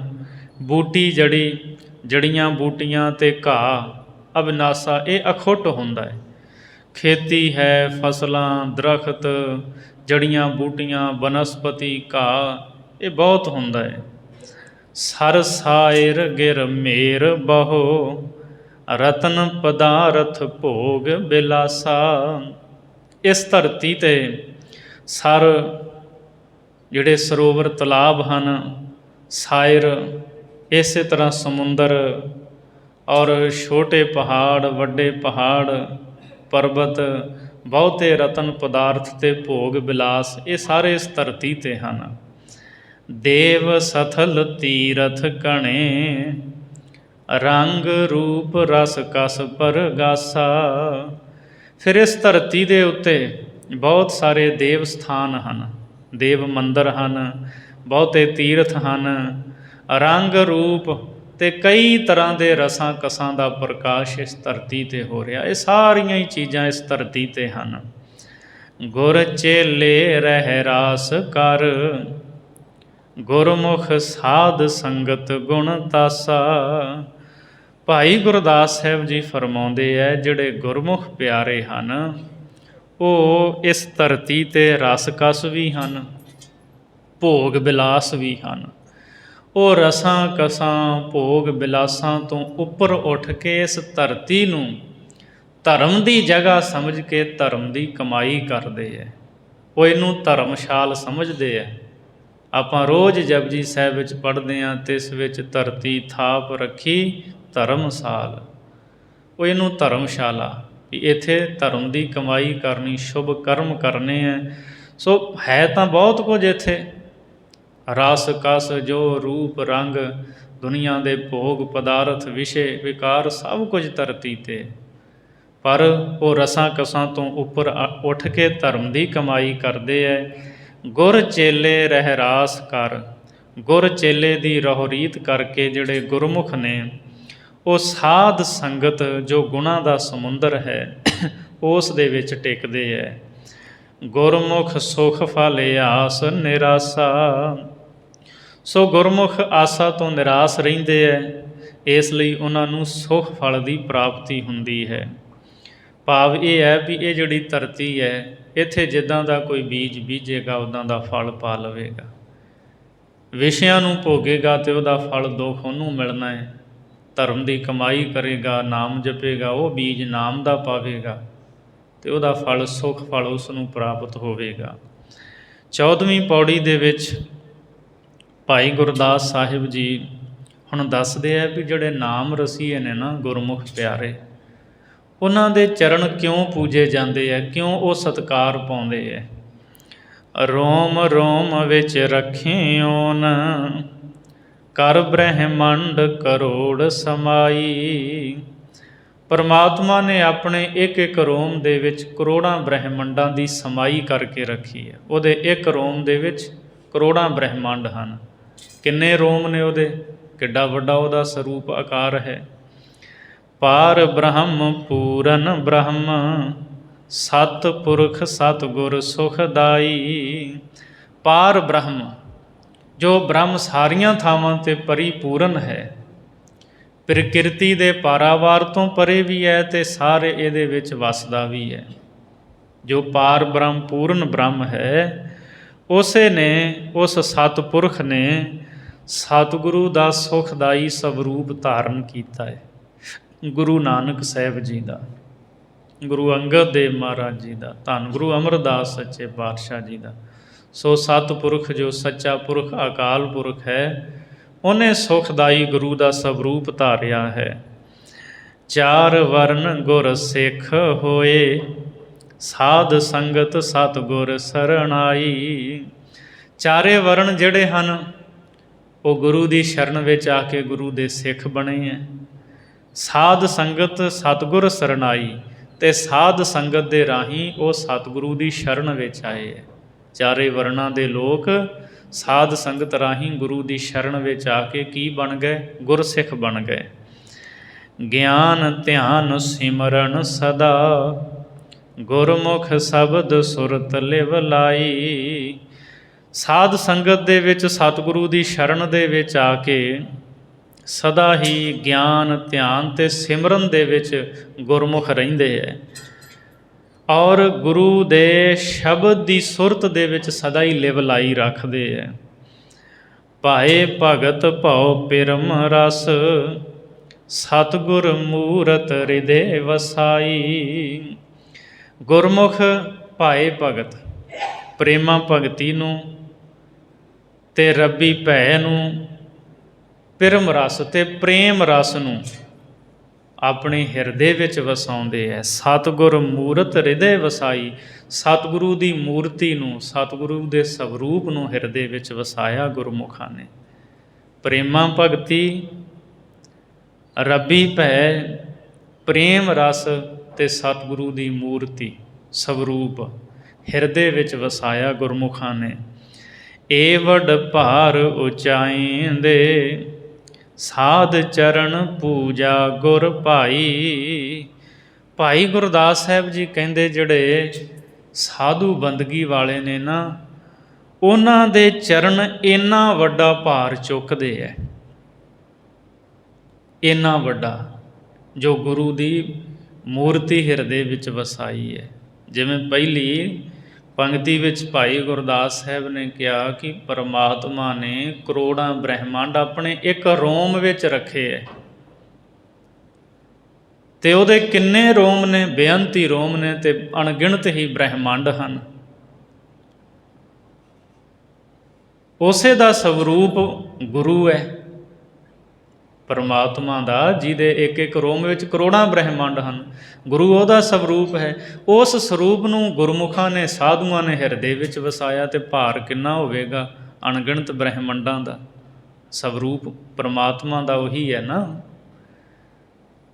ਅਤੇ ਏਡਾ ਵੱਡਾ ਭਾਰ ਕਹਿੰਦੇ ਉਹਨਾਂ ਨਾਮ ਰਸੀਆਂ ਨੇ ਜੋ ਹਿਰਦੇ ਵਿੱਚ ਵਸਾਈ ਹੈ ਨਾ ਗੁਰੂ ਮੂਰਤੀ ਨੂੰ, ਇਹ ਵੱਡ ਭਾਰ ਉਚਾਈਂਦੇ, ਏਡਾ ਵੱਡਾ ਭਾਰ ਚੁੱਕਦੇ ਹੈ। ਸਾਧ ਚਰਨ ਪੂਜਾ ਗੁਰ ਭਾਈ। ਇਸੇ ਲਈ ਰੱਬ ਦੇ ਪਿਆਰੇ ਜਿਹੜੇ ਨੇ ਨਾ, ਜਿਨ੍ਹਾਂ ਮਨ ਨੂੰ ਸਾਧਿਆ ਹੋਇਆ, ਸਾਧੂਆਂ ਦੇ ਚਰਨਾਂ ਦੀ ਪੂਜਾ ਗੁਰ ਵੱਡੀ ਭਾਈ ਭਾਵਨਾ ਵਾਲੀ ਹੈ, ਪ੍ਰੇਮ ਵਾਲੀ ਹੈ। ਗੁਰਮੁਖ ਸੁਖ ਫਲ ਕੀਮ ਨਾ ਪਾਈ। ਜੋ ਗੁਰਮੁਖਾਂ ਨੂੰ ਸੁਖ ਫਲ ਦੀ ਪ੍ਰਾਪਤੀ ਹੋਈ ਹੈ, ਉਸ ਦੀ ਕੀਮਤ ਅੱਜ ਤੱਕ ਕਿਸੇ ਨੇ ਨਹੀਂ ਪ੍ਰਾਪਤ ਕੀਤੀ। ਉਹ ਕੀਮਤ ਨੂੰ ਕੋਈ ਪ੍ਰਾਪਤ ਨਹੀਂ ਕਰ ਸਕਦਾ ਹੈ। ਸੋ ਇਸ ਲਈ ਗੁਰਮੁਖਾਂ ਦੇ ਚਰਨ ਪੂਜਣ ਵਾਲੇ ਹੈ, ਉਹਨਾਂ ਦੇ ਚਰਨ ਪੂਜੇ ਜਾਂਦੇ ਹੈ, ਉਹਨਾਂ ਨੂੰ ਸਤਿਕਾਰ ਮਿਲਦਾ ਹੈ। ਅਗਲੀ 15ਵੀਂ ਪੌੜੀ ਦੇ ਵਿੱਚ ਭਾਈ ਗੁਰਦਾਸ ਸਾਹਿਬ ਜੀ ਹੁਣ ਉਹਨਾਂ ਦਾ ਜ਼ਿਕਰ ਕਰਦੇ ਹੈ ਵੀ ਜਿਨ੍ਹਾਂ ਨੂੰ ਦੁਨੀਆ ਦੀ ਵਡਿਆਈ ਮਿਲੀ, ਰਾਜੇ ਮਹਾਰਾਜੇ ਬਣ ਗਏ, ਪਰ ਉਹਨਾਂ ਨੇ ਅਨਿਆਂ ਕੀਤਾ, ਪ੍ਰਜਾ ਦੇ ਉੱਤੇ ਜ਼ੁਲਮ ਕੀਤਾ, ਜ਼ੁਲਮ ਕਰਕੇ ਅਨਿਆਂ ਕਰਕੇ ਖਹਿ ਖਹਿ ਕੇ ਮਰ ਗਏ। ਭਾਈ ਗੁਰਦਾਸ ਸਾਹਿਬ ਜੀ ਕਹਿੰਦੇ ਉਹਨਾਂ ਦਾ ਹਾਲ ਕੀ ਹੁੰਦਾ ਹੈ, ਉਹ ਕੈਸੇ ਨੇ। ਸੋ ਰਾਜਿਆਂ ਦਾ ਜੋ ਅੰਤ ਹੈ ਉਹ ਬੁਰਾ ਹੈ, ਉਹ ਵਰਣਨ ਹੋਣਾ ਬੜਾ ਕਠਿਨ ਹੈ। ਸੋ ਇੱਕ ਅਲੰਕਾਰ ਕਹਿੰਦੇ ਨੇ ਭਾਈ ਗੁਰਦਾਸ ਸਾਹਿਬ ਜੀ, ਇੱਕ ਗੜਾੜ ਹੈ ਜਿਸ ਨੂੰ ਮਹਾਸਾਗਰ ਕਹਿੰਦੇ ਹੈ। ਸਾਰੀ ਧਰਤੀ ਦਾ ਜਲ ਉਹਦੇ ਵਿੱਚ ਇਕੱਠਾ ਹੋ ਜਾਂਦਾ ਹੈ, ਹੇਠਾਂ ਜਾਂਦਾ ਹੈ, ਉਹ ਤਵੇ ਦੀ ਬੂੰਦ 'ਤੇ ਪੈਣ ਵਾਂਗ ਖਤਮ ਹੋ ਜਾਂਦਾ ਹੈ। ਉਹ ਤਵਾ ਉਹਨਾਂ ਰਾਜਿਆਂ ਦੇ ਸਿਰਾਂ ਦੇ ਬਾਲਣ ਦੇ ਨਾਲ ਤਪਾਇਆ ਜਾਂਦਾ। ਭਾਵੇਂ ਹੈ ਕਿ ਅਤ ਦੁਖਦਾਈ ਉਹਨਾਂ ਦਾ ਅੰਤ ਹੈ। ਔਰ ਫਿਰ ਉਹ ਲੋਕ ਪਰਲੋਕ ਦੇ ਵਿੱਚ ਸਦਾ ਧੱਕੇ ਖਾਂਦੇ ਹੈ। ਵਸੈ ਸ਼ਹਿਬਰ ਲਾਏ ਕੈ, ਪਰਨਾਲੀ ਹੋਏ ਵੀਹੀ ਆਵੈ। ਭਾਈ ਸਾਹਿਬ ਜੀ ਫਰਮਾਉਂਦੇ ਹੈ, ਸ਼ਹਿਬਰ ਕਹਿੰਦੇ ਝੜੀ, ਜਦੋਂ ਮੀਂਹ ਪੈਂਦਾ ਨਾ ਝੜੀ ਦਾ, ਸ਼ਹਿਬਰ ਲਾ ਕੇ ਵਸਣਾ। ਸੋ ਝੜੀ ਲਾ ਕਰਕੇ ਮੀਂਹ ਵਸਦਾ ਹੈ। ਪਰਨਾਲੀ ਹੋਏ ਵੀਹੀ ਆਵੈ, ਅਤੇ ਪਰਨਾਲਿਆਂ ਦੇ ਥਾਣੀ ਹੋ ਕੇ ਉਹ ਗਲੀਆਂ ਦੇ ਵਿੱਚ ਪਾਣੀ ਆਉਂਦਾ ਹੈ। ਛੱਤਾਂ ਦਾ ਪਾਣੀ ਪਰਨਾਲਿਆਂ ਰਾਹੀਂ ਗਲੀਆਂ ਵਿੱਚ ਆ ਜਾਂਦਾ ਹੈ। ਲੱਖ ਨਾਲੇ ਉਛਲ ਚਲਨ, ਲੱਖ ਪਰਵਾਹੀ ਵਾਹ ਵਹਾਵੈ। ਅਤੇ ਜਦੋਂ ਬਹੁਤ ਮੀਂਹ ਪੈਂਦਾ ਹੈ, ਝੜੀ ਲੱਗ ਕੇ ਲੰਮਾ ਮੀਂਹ ਪੈਂਦਾ ਹੈ, ਅਤੇ ਲੱਖਾਂ ਨਾਲੇ ਜਿਹੜੇ ਨੇ ਉਹ ਉਛਲ ਕੇ ਚੱਲਦੇ ਨੇ। ਪਾਣੀ ਨਾਲ ਨਾਲੇ ਲਵਾ ਲਵ ਉੱਤੋਂ ਤੱਕ ਭਰ ਜਾਂਦੇ ਨੇ, ਉਛਲ ਕੇ ਚੱਲਦੇ ਨੇ।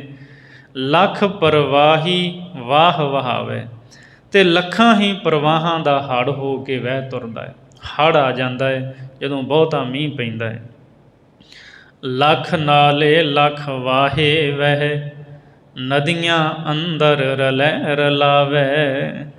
ਲੱਖਾਂ ਨਾਲੇ ਅਤੇ ਲੱਖਾਂ ਹੀ ਹੜ੍ਹ ਵਗ ਕੇ ਉਹ ਜਿੰਨਾ ਸਾਰਾ ਪਾਣੀ ਹੁੰਦਾ ਹੈ ਨਦੀਆਂ ਅੰਦਰ ਰਲੈ ਰਲਾਵੈ। ਉਹ ਨਦੀਆਂ ਦੇ ਵਿੱਚ ਜਾ ਕੇ ਰਲ ਜਾਂਦਾ ਸਾਰਾ, ਜਿੰਨਾ ਵੀ ਪਾਣੀ ਹੁੰਦਾ ਸਾਰਾ ਵੱਡੇ ਦਰਿਆਵਾਂ ਦੇ ਵਿੱਚ ਜਾ ਪੈਂਦਾ ਹੈ। 900 ਨਦੀ 99 ਪੂਰਬ ਪੱਛਮ ਹੋਏ ਚਲਾਵੈ। 999 ਨਦੀਆਂ ਭਾਵ ਸਾਰੀਆਂ ਨਦੀਆਂ ਜਿਹੜੀਆਂ ਨੇ ਉਹ ਪੂਰਬ ਅਤੇ ਪੱਛਮ ਵਿਖੇ ਚੱਲਦੀਆਂ ਹਨ। ਕਈ ਨਦੀਆਂ ਦਾ ਵਹਿਣ ਪੂਰਬ ਵੱਲ ਨੂੰ ਹੈ, ਕਈ ਨਦੀਆਂ ਦਾ ਵਹਿਣ ਪੱਛਮ ਵੱਲ ਨੂੰ ਹੈ। ਸਿੰਧ ਅਤੇ ਇਹਦੀਆਂ ਸਹਾਇਕ ਨਦੀਆਂ, ਇਹਨਾਂ ਦਾ ਰੁਖ ਥੋੜ੍ਹਾ ਪੱਛਮ ਵਾਲੇ ਪਾਸੇ ਨੂੰ ਹੈ। ਔਰ ਇਸੇ ਤਰ੍ਹਾਂ ਗੰਗਾ ਇਹਦੀਆਂ ਸਹਾਇਕ ਨਦੀਆਂ, ਇਹਨਾਂ ਦਾ ਰੁਖ ਪੂਰਬ ਵੱਲ ਨੂੰ ਹੈ। ਸੋ ਪੂਰਬ ਅਤੇ ਪੱਛਮ ਨੂੰ ਇਹ ਦਰਿਆ ਵੱਡੇ ਜਿਹੜੇ ਹੈ ਵਹਿੰਦੇ ਹੈ। ਨਦੀਆਂ ਜਾਏ ਸਮੁੰਦ ਵਿੱਚ, ਸਾਗਰ ਸੰਗਮ ਹੋਏ ਮਿਲਾਵੈ। ਨਦੀਆਂ ਇਹ ਸਾਰੀਆਂ ਫਿਰ ਸਮੁੰਦਰ ਵਿੱਚ ਜਾ ਕੇ ਸਮਾ ਜਾਂਦੀਆਂ। ਇਹ ਜਿੰਨਾ ਪਾਣੀ ਸਾਰਾ ਸਮੁੰਦਰ ਵਿੱਚ ਪੈਂਦਾ ਹੈ। ਸਾਗਰ ਸੰਗਮ ਹੋਏ ਮਿਲਾਵੈ, ਅਤੇ ਸਾਗਰ ਸਮੁੰਦਰ ਵਿੱਚ ਸੰਗਮ ਹੋ ਕੇ ਸਾਰਾ ਉਹਦੇ ਵਿੱਚ ਮਿਲ ਜਾਂਦਾ ਪਾਣੀ, ਜਿੰਨਾ ਵੀ ਦਰਿਆਵਾਂ ਦਾ। ਸੱਤ ਸਮੁੰਦ ਗੜਾੜ ਮਹਿ, ਜਾਏ ਸਮਾਹੇ ਨਾ ਪੇਟ ਭਰਾਵੈ। ਇਹ ਜਿੰਨਾ ਪਾਣੀ ਮੀਂਹ ਦਾ ਨਾਲਿਆਂ ਰਾਹੀਂ ਨਦੀਆਂ ਵੱਡੇ ਦਰਿਆਵਾਂ 'ਚ ਫਿਰ ਉਹ ਸਮੁੰਦਰ ਵਿੱਚ ਗਏ। ਅਤੇ ਭਾਈ ਗੁਰਦਾਸ ਜੀ ਕਹਿੰਦੇ ਇਹੋ ਜਿਹੇ 7 ਸਮੁੰਦਰ ਫਿਰ ਗੜਾੜ ਦੇ ਵਿੱਚ ਜਾ ਪੈਂਦੇ ਆ। ਗੜਾੜ ਇੱਕ ਮਹਾਸਾਗਰ ਹੈ, ਸਮੁੰਦਰ ਤੋਂ ਵੀ ਵੱਡਾ। ਅਲੰਕਾਰ ਬੰਨ੍ਹਿਆ ਭਾਈ ਗੁਰਦਾਸ ਜੀ ਨੇ ਵੀ ਉਹ ਇਹੋ ਜਿਹੇ 7 ਸਮੁੰਦਰ ਵੱਡੇ ਮਹਾਸਾਗਰ ਵਿੱਚ ਜਾ ਪੈਂਦੇ ਹੈ। ਜਾਏ ਸਮਾਹੇ ਨਾ ਪੇਟ ਭਰਾਵੇ, ਪਰ ਉਹ ਮਹਾਸਾਗਰ ਹੈ ਨਾ ਜਿਹੜਾ ਗੜਾੜ ਕਹਿੰਦੇ ਜਿਹਨੂੰ, ਉਹਦਾ ਪੇਟ ਫਿਰ ਵੀ ਨਹੀਂ ਭਰਦਾ, ਉਹ ਏਡਾ ਵੱਡਾ ਹੈ। ਜਾਏ ਗੜਾੜ ਪਤਾਲ ਹੇਠ। ਤੇ ਉਹ ਜਿਹੜਾ ਗੜਾੜ ਹੁੰਦਾ ਜਿਹਦੇ ਵਿੱਚ 7 ਸਮੁੰਦਰ ਪੈ ਜਾਂਦੇ ਹੈ, ਵੱਡਾ ਮਹਾਸਾਗਰ, ਉਹ ਪਤਾਲ ਦੇ ਹੇਠਾਂ ਧਰਤੀ ਦੇ ਬਹੁਤ ਗਹਿਰਾ ਚਲਿਆ ਜਾਂਦਾ ਹੈ, ਉਹ ਪਤਾਲ ਵਿੱਚ ਚਲਿਆ ਜਾਂਦਾ ਹੈ। ਜਾਏ ਗੜਾੜ ਪਤਾਲ ਹੇਠ, ਹੋਏ ਤਵੇ ਦੀ ਬੂੰਦ ਸਮਾਵੇ। ਤੇ ਤਵੇ ਦੀ ਬੂੰਦ ਹੋ ਕਰਕੇ ਉੱਥੇ ਪਤਾਲ ਦੇ ਵਿੱਚ ਉਹ ਜਿਹੜਾ ਗੜਾੜ ਹੈ ਨਾ, ਉਹ ਸਮਾ ਜਾਂਦਾ ਹੈ। ਇੱਕ ਬੂੰਦ ਬਣ ਕੇ ਉਹ ਸਾਰਾ ਪਾਣੀ ਜਿਹੜਾ ਨਾ ਥੱਲੇ ਹੀ ਖਪ ਜਾਂਦਾ ਹੈ। ਸਿਰ ਪਤ ਸਾਹਾਂ ਲੱਖ ਲੱਖ, ਇੰਨਣ ਜਾਲ ਤਵੇ ਨੂੰ ਤਾਵੈ। ਭਾਈ ਗੁਰਦਾਸ ਸਾਹਿਬ ਜੀ ਜੋ ਸਾਨੂੰ ਸਮਝਾ ਰਹੇ ਨੇ, ਉਹਦੀ ਹੁਣ ਗੱਲ ਸਾਹਮਣੇ ਰੱਖਦੇ ਹੈ ਕਿ ਜਿਹੜਾ ਉਹ ਗੜਾੜ ਪਤਾਲ ਵਿੱਚ ਜਾ ਕੇ ਤੱਤੇ ਤਵੇ ਦੀ ਬੂੰਦ ਦੇ ਉੱਤੇ ਹੋ ਕੇ ਉੱਥੇ ਸਮਾ ਜਾਂਦਾ ਹੈ, ਇੰਨਾ ਪਾਣੀ ਤੇ ਇੰਨਾ ਵੱਡਾ ਤਵਾ ਕਿੱਥੋਂ ਆਵੇ ਵੀ ਉਹ ਪਾਣੀ ਸਾਰਾ ਇੱਕ ਬੂੰਦ ਬਣ ਕੇ, ਤੇ ਉਹ ਵੀ ਤਵਾ ਤਪਿਆ ਹੋਇਆ ਵੀ ਬੂੰਦ ਬਣ ਕੇ ਉਹ ਬੂੰਦ ਤਵੇ 'ਤੇ ਪਵੇ ਤੇ ਉੱਥੇ ਹੀ ਸੁੱਕ ਜਾਵੇ, ਸਮਾ ਜਾਵੇ। ਭਾਈ ਸਾਹਿਬ ਜੀ ਦੱਸੋ, ਉਹ ਜਿਹੜਾ ਤਵਾ ਹੈ ਉਹਦੇ ਕਿਹੜੀਆਂ ਲੱਕੜੀਆਂ ਸੀ ਜਿਹਦੇ ਨਾਲ ਉਸ ਤਵੇ ਨੂੰ ਤਪਾਇਆ ਗਿਆ? ਉਹ ਲੱਕੜੀਆਂ ਹੇਠਾਂ ਬਾਲੀਆਂ ਗਈਆਂ ਤੇ ਤਵਾ ਤਪਿਆ। ਭਾਈ ਗੁਰਦਾਸ ਸਾਹਿਬ ਜੀ ਕਹਿੰਦੇ ਨੇ, ਸਿਰ ਪਤ ਸ਼ਾਹਾਂ ਲੱਖ ਲੱਖ। ਕਹਿੰਦੇ ਲੱਖਾਂ ਹੀ ਜਿਹੜੇ ਪਾਤਸ਼ਾਹ ਇੱਥੇ ਹੋਏ ਨਾ, ਰਾਜੇ ਮਹਾਰਾਜੇ, ਉਹਨਾਂ ਲੱਖਾਂ ਰਾਜਿਆਂ ਮਹਾਰਾਜਿਆਂ ਦੇ ਲੱਖਾਂ ਹੀ ਸਿਰ ਇੰਨਣ ਜਾਲ ਤਵੇ ਨੂੰ ਤਾਵੇ। ਇੰਨਣ ਕਹਿੰਦੇ ਲੱਕੜਾਂ ਨੂੰ, ਕਹਿੰਦੇ ਲੱਕੜਾਂ ਦੀ ਥਾਂ 'ਤੇ ਉਹਨਾਂ ਰਾਜਿਆਂ ਦੇ ਸਿਰ ਬਾਲ ਕੇ ਉਸ ਤਵੇ ਨੂੰ ਤਪਾਇਆ ਜਾਂਦਾ ਹੈ। ਕਿਹੜੇ ਰਾਜਿਆਂ ਤੇ ਮਹਾਰਾਜਿਆਂ ਦੇ ਸਿਰ ਬਾਲੇ ਜਾਂਦੇ ਨੇ? ਮਰਦੇ ਖਹਿ ਖਹਿ ਦੁਨੀਆ ਦਾਵੇ। ਜਿਹੜੇ ਦੁਨੀਆ ਦੇ ਝੂਠੇ ਦਾਅਵੇ ਬੰਨ੍ਹਦੇ ਤੇ ਆਪੋ ਵਿੱਚ ਖਹਿ ਖਹਿ ਕੇ ਮਰਦੇ ਹੈ, ਅਨਿਆਂ ਕਰਦੇ ਹੈ ਤੇ ਜ਼ੁਲਮ ਕਰਕੇ ਮਰਦੇ ਹੈ। ਕਹਿੰਦੇ ਉਹਨਾਂ ਰਾਜਿਆਂ ਦੇ ਸਿਰਾਂ ਦਾ ਬਾਲਣ, ਲੱਖਾਂ ਹੀ ਰਾਜਿਆਂ ਦੇ ਸਿਰਾਂ ਦਾ ਬਾਲਣ ਬਣਾ ਕੇ ਉਸ ਤਵੇ ਨੂੰ ਤਪਾਇਆ ਜਾਂਦਾ ਤੇ ਜਿੱਥੇ ਉਹ ਗੜਾੜ ਇੱਕ ਬੂੰਦ ਬਣ ਕੇ ਸਮਾ ਜਾਂਦਾ। ਭਾਵ ਇਹ ਹੈ ਕਿ ਰਾਜੇ ਜਿਹੜੇ ਨੇ ਨਾ ਅਨਿਆਈ, ਉਹਨਾਂ ਦਾ ਅੰਤ ਦੁਖਦਾਈ ਹੈ। ਗੁਰਮੁਖ ਰੱਬ ਦੀ ਦਰਗਾਹ ਵਿੱਚ ਲੋਕ ਪਰਲੋਕ ਵਿੱਚ ਸਤਿਕਾਰ ਪਾਉਂਦੇ ਹੈ, ਤੇ ਰਾਜੇ ਭਾਵੇਂ ਧਨ ਦੌਲਤ ਦੁਨੀਆ ਦੀ ਸ਼ੋਹਰਤ ਸਭ ਕੁਝ ਹੈ, ਜ਼ੁਲਮ ਕੀਤਾ ਪ੍ਰਜਾ ਤੇ ਉਹ ਵੱਡਾ ਦੁੱਖ ਪਾਉਂਦੇ ਹੈ। ਉਹ ਫਿਰ ਜਿਵੇਂ ਚੁੱਲ੍ਹੇ 'ਚ ਬਾਲਣ ਬਾਲਿਆ ਜਾਂਦਾ, ਇਸ ਤਰ੍ਹਾਂ ਦੁੱਖ ਪਾਉਂਦੇ ਹੈ। ਉਹਨਾਂ ਦੇ ਸਿਰ ਬਾਲਣ ਦੀ ਥਾਵੇਂ ਬਾਲੇ ਜਾਂਦੇ ਹੈ, ਭਾਵ ਅਤ ਦੁੱਖ ਉਹਨਾਂ ਨੂੰ ਪ੍ਰਾਪਤ ਹੁੰਦਾ ਹੈ। ਸਤਿਗੁਰੂ ਗੁਰੂ ਅਰਜਨ ਦੇਵ ਮਹਾਰਾਜ ਜੀ ਦਾ ਬਚਨ ਅਸੀਂ ਸ਼ਲੋਕ ਸਹਿਸਕ੍ਰਿਤੀ ਵਿੱਚ ਪੜ੍ਹਦੇ ਹਾਂ। ਦਾਨੰ ਪਰਾ ਪੂਰਬੇਣ ਪੁੰਚੰਤੇ ਮਹੀਪਤੇ, ਵਿਪਰੀਤ ਬੁੱਧਿਅੰ ਮਾਰਤ ਲੋਕਹਿ, ਨਾਨਕ ਚਿਰੰਕਾਲ ਦੁੱਖ ਭੋਗਤੇ। ਮਹਾਰਾਜ ਕਹਿੰਦੇ ਪੂਰਬਲੇ ਜਨਮ ਦੇ ਦਾਨ ਪੁੰਨ ਉਹਦਾ ਫਲ ਪ੍ਰਾਪਤ ਕਰਦੇ ਹੈ। ਰਾਜੇ ਬਣ ਗਏ, ਪਰ ਫਿਰ ਬਣ ਕੇ ਬੁੱਧੀ ਵਿਪਰੀਤ ਹੋ ਜਾਂਦੀ, ਉਲਟ ਹੋ ਜਾਂਦੀ ਹੈ। ਨਾਨਕ ਚਿਰੰਕਾਲ ਦੁੱਖ ਭੋਗਤੇ, ਫਿਰ ਉਹ ਲੰਮਾ ਸਮਾਂ ਦੁੱਖ ਪਾਉਂਦੇ ਹੈ। ਅਨਿਆਈ ਰਾਜੇ, ਉਹਨਾਂ ਦਾ ਹਸ਼ਰ ਬਹੁਤ ਬੁਰਾ ਹੁੰਦਾ ਹੈ, ਦੁਖੀ ਹੁੰਦੇ ਨੇ, ਮਰ ਖਪ ਜਾਂਦੇ ਹੈ। ਸਤਿਗੁਰੂ ਮਿਹਰ ਕਰਨ। ਵਿਚਾਰਾਂ ਕਰਦਿਆਂ ਹੋਈਆਂ ਬੇਅੰਤ ਭੁੱਲਾਂ ਦੀ ਖਿਮਾ ਬਖਸ਼ਣੀ, ਅਗਾਂਹ ਵਾਸਤੇ ਸਮੱਤ ਬਖਸ਼ਣੀ ਜੀ। ਸਿਰ ਪਤ ਸਾਹਾਂ ਲੱਖ ਲੱਖ, ਇੰਨਣ ਜਾਲ ਤਵੇ ਨੂੰ ਤਾਵੇ। ਮਰਦੇ ਖਹਿ ਖਹਿ ਦੁਨੀਆ ਦਾਵੇ। ਵਾਹਿਗੁਰੂ ਜੀ ਕਾ ਖਾਲਸਾ, ਵਾਹਿਗੁਰੂ ਜੀ ਕੀ